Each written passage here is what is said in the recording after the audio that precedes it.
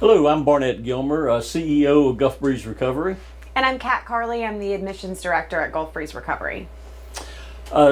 Today marks our fifth podcast in this series, and we'd like to talk about the program at Gulf Breeze Recovery and how it relates to the topics that we've been discussing.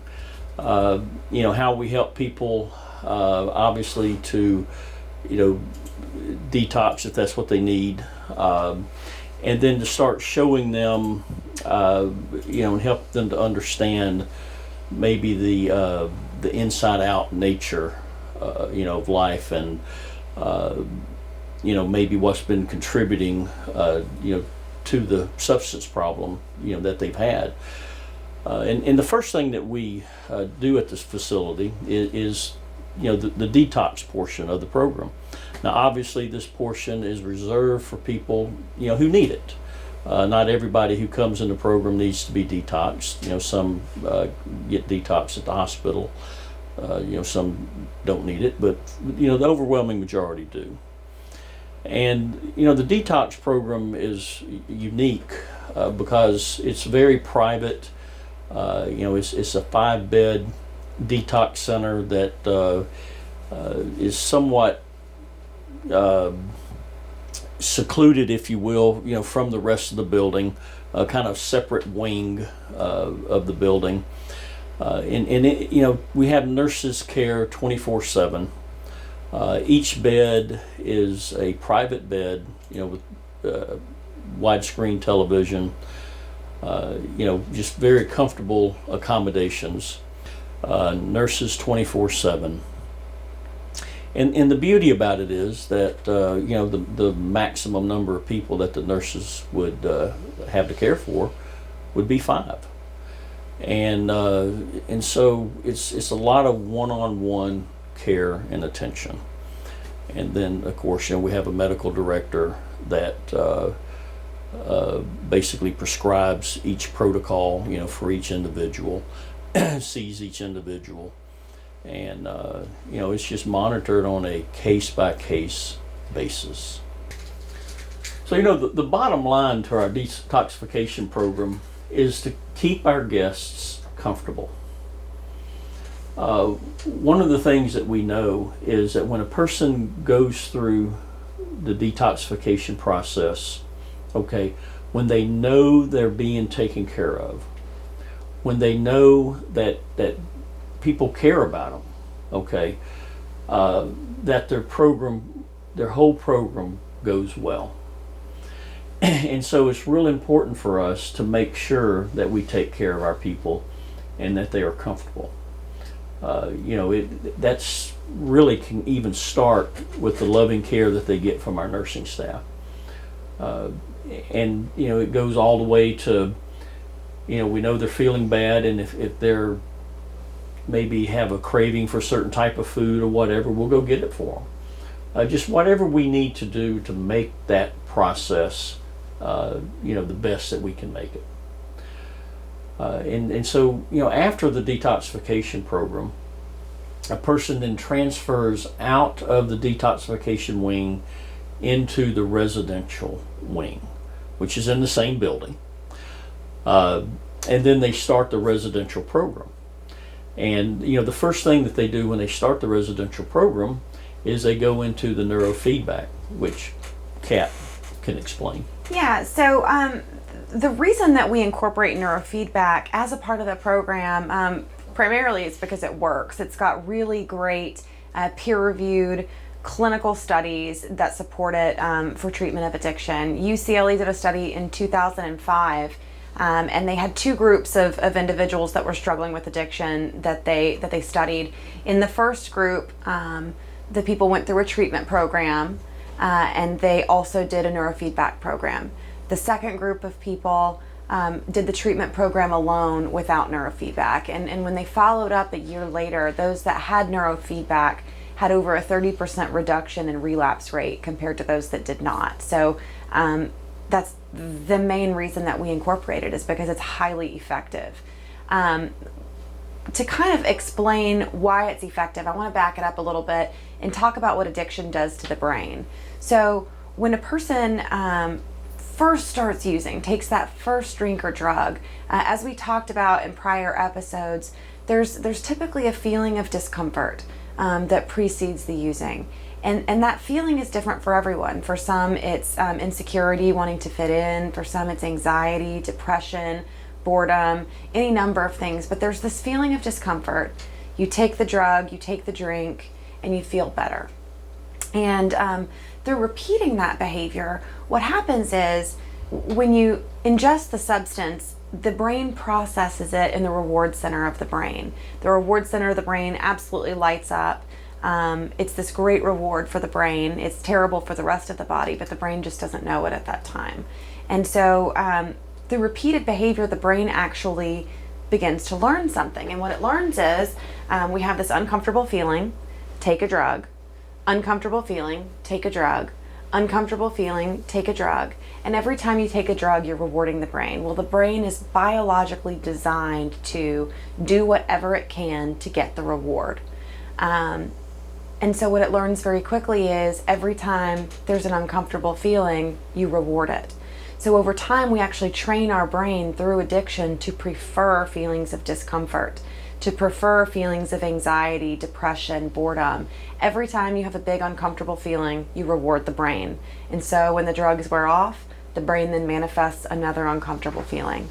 What neurofeedback is designed to do is to actually reward opposite brain activity. The way that the program works is you would sit down with a therapist who goes through an entire battery of questions about your background, about your history, about what you're currently experiencing, about challenges and growth areas that you'd like to work on through neurofeedback, and develops a protocol that is specifically designed individually for each person. You would walk down, sit down at a computer screen, listen to music through headphones, and look at images on the computer. So just shapes, pictures, music, and headphones. And then through an EEG machine, we're able to tell in real time how your brain is responding to that audio and visual stimulation. And there are actual measurable brain activity. We can measure when your brain is feeling anxious, panicky, fearful, when there's a craving, when there's anger. That's something that we can tell through monitoring an EEG. And there's also measurable brain activity that's associated with things like feelings of being at peace, feelings of well-being, feelings of calm, feelings that everything is okay. And what the neurofeedback program is designed to do is pick up on those calm, peaceful, healthy brain waves and reward them with things like images and music notes in real time. So after some repeated sessions, the brain actually learns to prefer to be calm and at peace. When our guests start the neurofeedback program, they choose 3 growth areas to work on. And what we find is that most of our guests have so much improvement on those growth areas that they pick new growth areas as the program goes on. They'll do 12 sessions of neurofeedback, 1-hour sessions in their first week, because that's what has been proven to be most effective. And then from there on out, they continue at 2 sessions a week until they graduate. Some of the benefits that we see on site at the facility from neurofeedback is it helps people to be calmer, less anxious, helps them sleep better through the night. They report fewer using dreams and nightmares. It helps those that are quick to anger. It's also gotten documented results to treat things like ADHD, obsessive compulsive disorder, PTSD and trauma disorders, really anything involving the brain, because it responds to your brain in real time. It rewards the brain activity that is working for you, that is making you feel better, that is making you feel at peace. And in this way, we really start on a fundamental brain level this process of recovery. And then that leads us into our next part of the program, which is the physical health recovery. It is really a time that's dedicated to focus on the body. We've just spent a week really focusing in very heavily on the mind, on the brain chemistry, on how we reward different neurological behaviors. We spend a great deal of time in the program through counseling and coursework on mental health, And we don't want to leave the body behind. It's a really important, integral part of this holistic treatment model. And so we do have a dedicated portion of the program specifically dedicated to the body and bringing that along with the whole, with the mind, with the brain, with the spirit, all of it. And so in the physical health recovery portion of the program, we have a dedicated time for physical exercise. We incorporate sauna and spa therapies that are all medically monitored to really accelerate that deeper level of detox. We focus on nutritious meals and nutritional education. On the medical side, at this time, they'll be working on getting the person sleeping through the night healthy without the use of extra sleep aids. We'll be tapering off that sort of medication.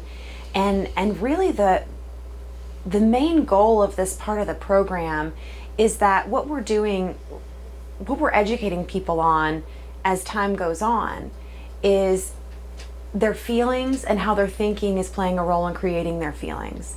The difference between a thought and a feeling is that feelings are felt in the body.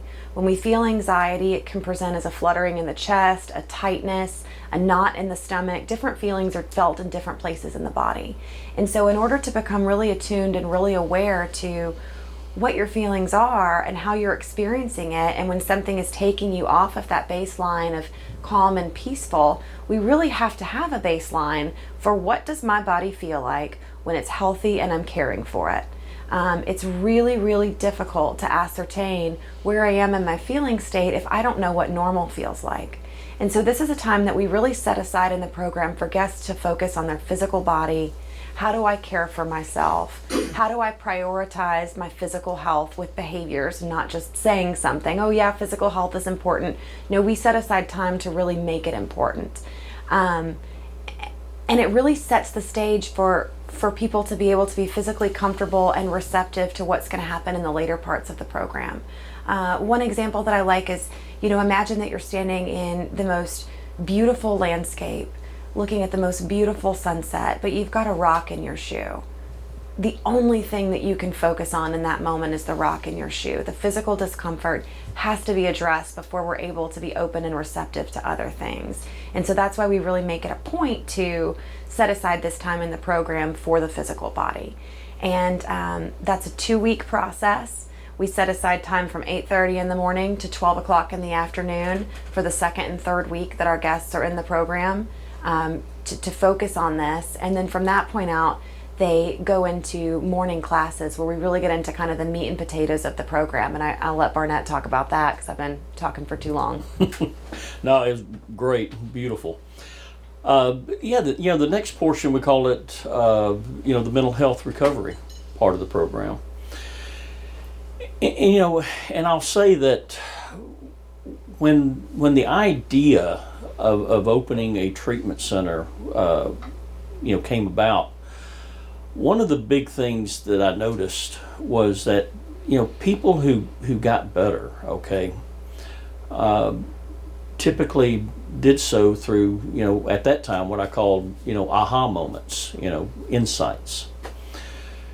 And, and that just came about, from speaking to people at, treatment centers that I worked at, that kind of thing. And the treatment center had nothing to do, the program was not an insight-based program, but a person just happened to have an insight while being there. And they seemed to do really well.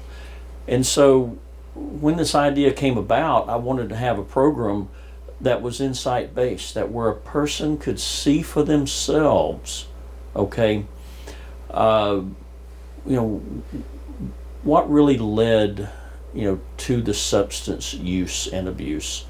But obviously, more than that is that, what can take them out of the need to use substances.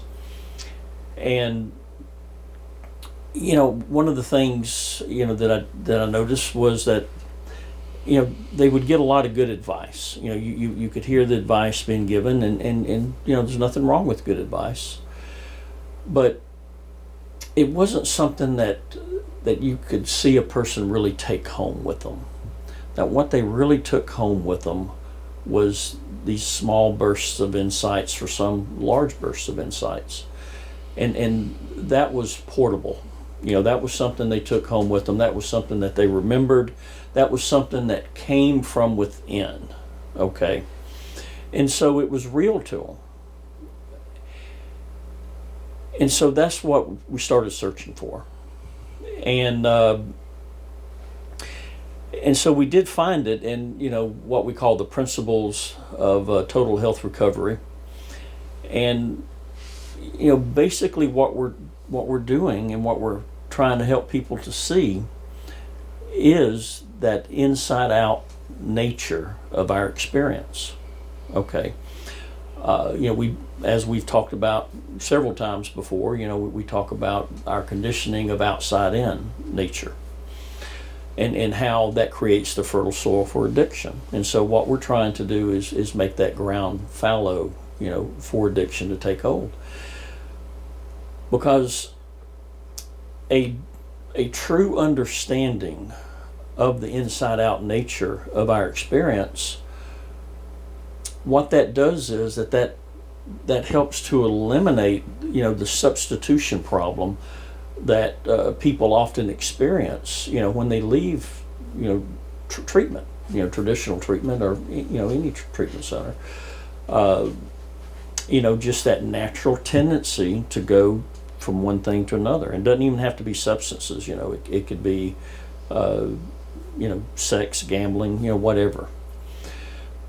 But so yeah, the as Kat had mentioned earlier, that the morning classes are the meat and potatoes, of the program. Okay, that we're getting into the principles of health realization, helping people to see and to understand, the true, inside out nature of our experiences. Helping people to kind of understand, levels of awareness, and how they will rise, but they'll also fall, depending on our mood states, and of course, when we're in low mood states, we don't make decisions at that time, but just an array of things to help people to see for themselves. Okay. Maybe why they made that decision in the first place, to pick up, the drugs or alcohol or whatever it may be. And then, of course, also to help them see for themselves, that maybe drugs and alcohol doesn't make sense anymore. That I have this innate happiness. Okay, I have this innate baseline, if you will, of being healthy, in mental health, to be calm, to be peaceful, that I have everything. And we offer yoga, meditation, stuff that can help a person to quieten their mind. Okay, because for a lot of us, we've got this spinning mind that just constantly, thinking, this hamster wheel, if you will. And so we're trying to help people to see that they can slow this hamster wheel down, that they can get back to a calm state. One of the differences is that we also try to help people to understand that really in the long run it's not the yoga and it's not so much the meditation as it is just an occurrence, if you will, for the mind to be able to quieten down, but that people have the ability to do that on their own, okay, at any given time, that we don't have to take our thoughts so seriously. We're not our thoughts. We don't have to take our thinking so seriously.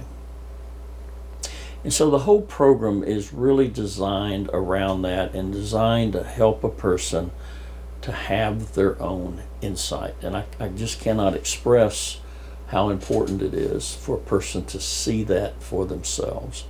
because once they do, it's real to them. It's 100% real, and it can never be taken away. It is portable.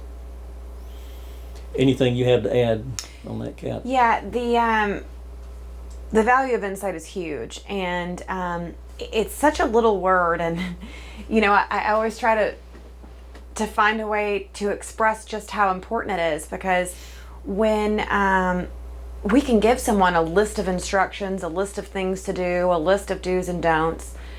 Typically folks that have experienced addiction have already had those types of instructions and suggestions, and they're not helpful because they don't really see from they're not understanding how it's going to be helpful or that it's going to be helpful. And so it doesn't make sense for them to keep doing those things. The power of an insight is like,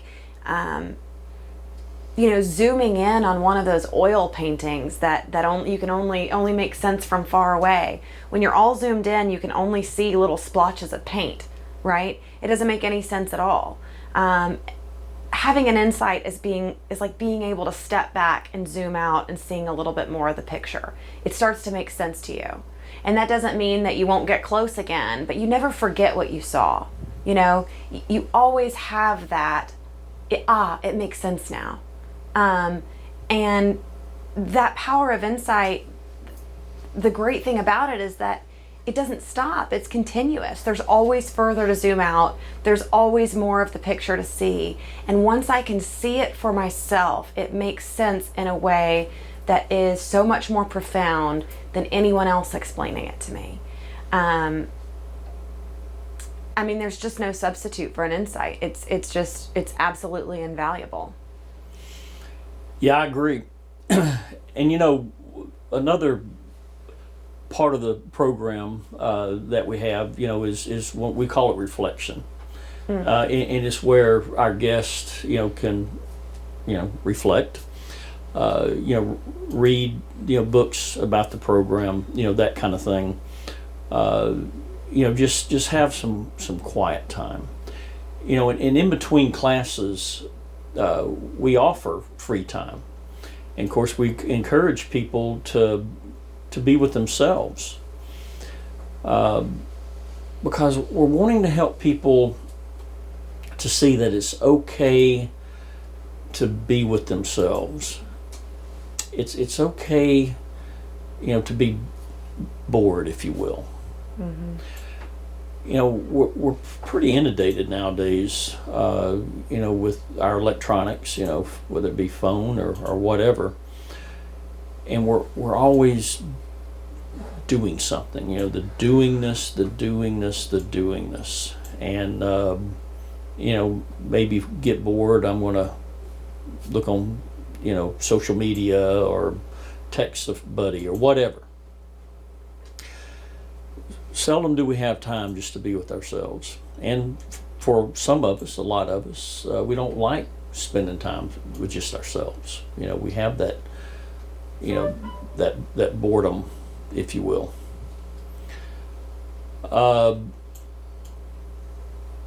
And so we want people to see that it's okay to be with themselves and to be comfortable, if you will, in their own skin. Yeah, what we see a lot is folks that that have this deep fear that if they really get to know what's there at the core of their being, that they'll find someone that is unworthy and unlikable and lacking in some way. And that is just never the truth. That is never the case.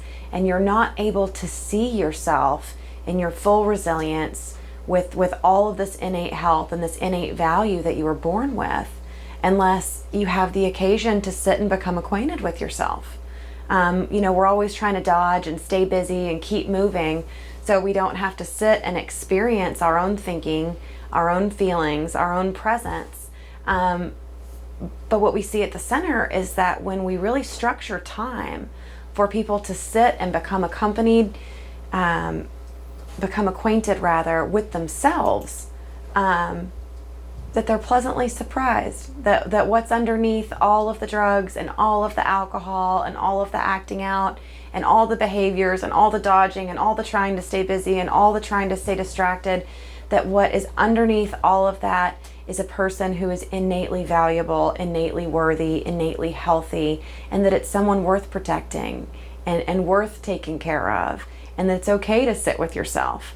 I used to always mistake I use the word boredom a lot. I hate being bored. I want to stay busy. But what I thought was boredom was in fact this real discomfort with self.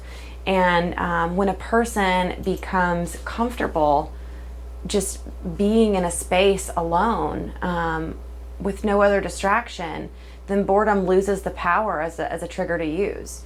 It doesn't exist if you're comfortable with self. And so I think that's really important, and one of my favorite parts about the program actually is this structured time to become reacquainted with yourself. It's I could go on and on about this, but people spend so much time running from themselves that they lose who they are. They don't even know themselves when they come to the center. We hear so many guests that graduate that talk about learning who they are for the first time in a long time, what kind of music they like, how they like to dress, how they like to speak, how they like to spend their time. They've never even stopped and gotten quiet for long enough to assess those things, away from the influences of drugs and alcohol, away from the influences of other people.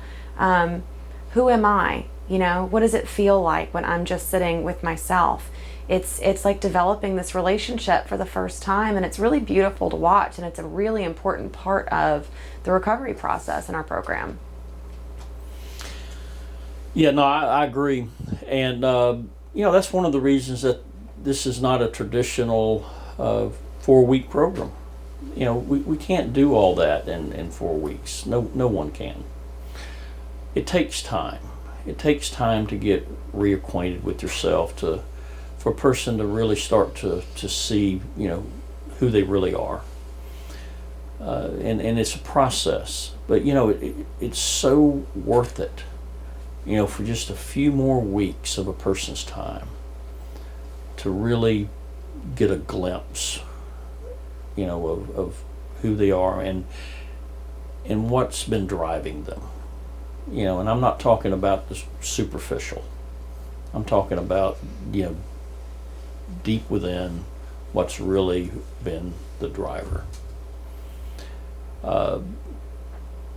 And so, yeah, it's a process, but like I said before, one well worth doing. But yeah, the next phase of the program, is our aftercare. A person, they work with a therapist. They have a blueprint for success, and they leave. And of course, before they leave, they're set up with an aftercare counselor. We sometimes will call it continuing education, but they're set up with somebody so that they can bounce things off of, because it's really important that what usually happens when a person goes out.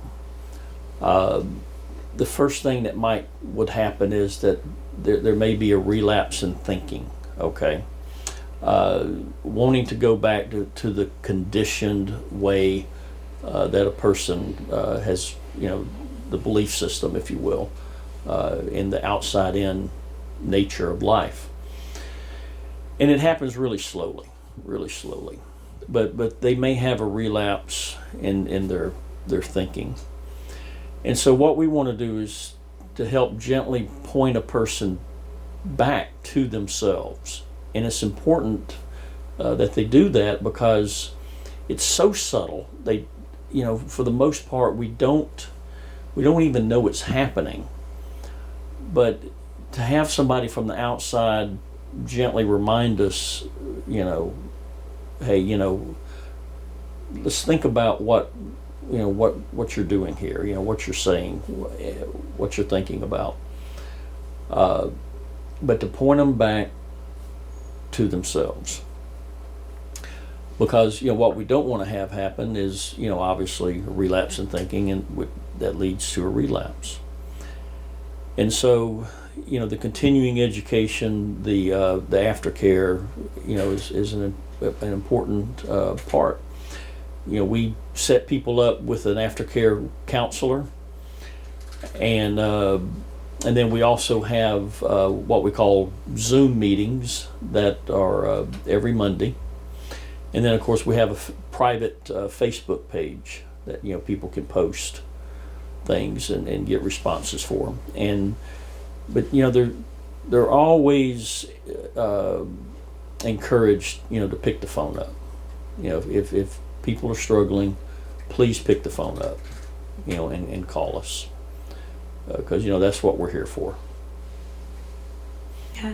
And in addition to the Zoom meetings and the one-on-one aftercare support, we also have a meeting that meets locally every Tuesday, and also a meditation group every Wednesday.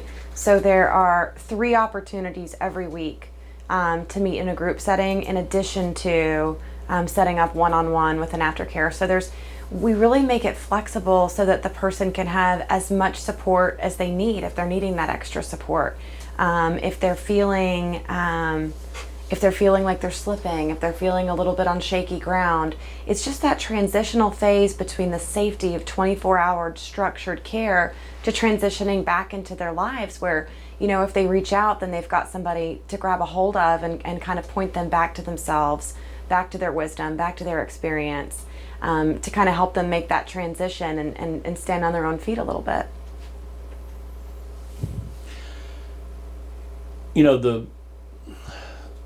The program has been designed, and over the years, we've always had that mindset of improvement. Just constant improvement. And that's where the neurofeedback came from. Is that we felt like we needed to help people to kind of slow themselves down a little bit and help them with sleep patterns, that kind of thing. And we found neurofeedback. We did the research on it, and we liked what we saw on the research, and so we incorporated that in the program. And it's always a continuous growth. We incorporated EMDR for people who have suffered through trauma. And the one thing about trauma is that typically it keeps a person stuck, if you will. And so we incorporate that just to help free them up so that they can move beyond the trauma and see that there's so much more than their trauma. And so all these little things that we just continue to add and add and add, is part of our ongoing improvement process. We're licensed by the Florida Department of Children and Families, and our audits, we've always been in the typically the mid-90s. Our last audit with them, we were 99.6 or 7, something like that, but really high. And so with this, ongoing improvement, we felt like that we needed to maybe take it up just a notch. And so we became Gold Seal certified by the Joint Commission. And, that's been the latest, if you will, part of our evolution, of growth. But, it's a continuous thing.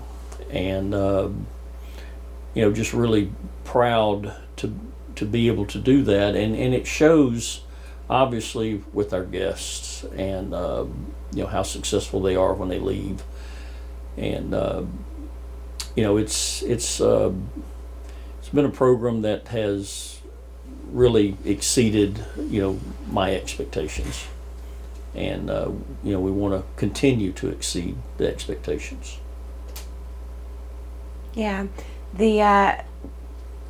the program itself is it's so different than anything else out there. Even in the realm of non-12-step programs, there's something prescriptive to most programs. There's a doingness. There's a necessity to stay busy, a necessity to do the next thing, to do the next thing, to do the next thing. And this is the first thing that I had ever come across that really got to the underlying root cause. What was behind the doingness? You know, what was behind my addiction in the first place? What was driving all of that? And once that root cause was addressed, there's no doingness or not doingness that needed to take place. You know, I think I talked about this in prior episodes. You know, I work at the facility now, but I also went through the facility as someone struggling with addiction. And the understanding that I gained from the program has allowed me to be more loving in my relationships, more productive in, you know, my personal and work life, more calm and peaceful through trials and tribulations that just happen in everyday life, because that's life, right? And, you know, first and foremost, to be substance free, but it's amazing because that just seems like, of course I'm substance free. It doesn't make any sense to use substances anymore. It's all these other ways that it's enriched my life that make, you know, using would just really suck the fun out of life, you know? It would just take away from how much greater things are experientially when you're living life with this inside out understanding. I mean, I think that's really the value of the program, is it doesn't put a Band-Aid on the seeming problem of addiction. It sees addiction as the solution to an underlying problem, and it provides a better solution. So what's underlying the addiction is no longer causing the person to suffer. So, you know, the real purpose of this program, the bottom line, is that we want people to leave, you know, substance free, joyful, happy, and you know, not white knuckling their way through life, and to understand that, you know, drugs and alcohol no longer make sense. And so, you know, I'd like to thank everyone for joining us today. Till next time. Thank you.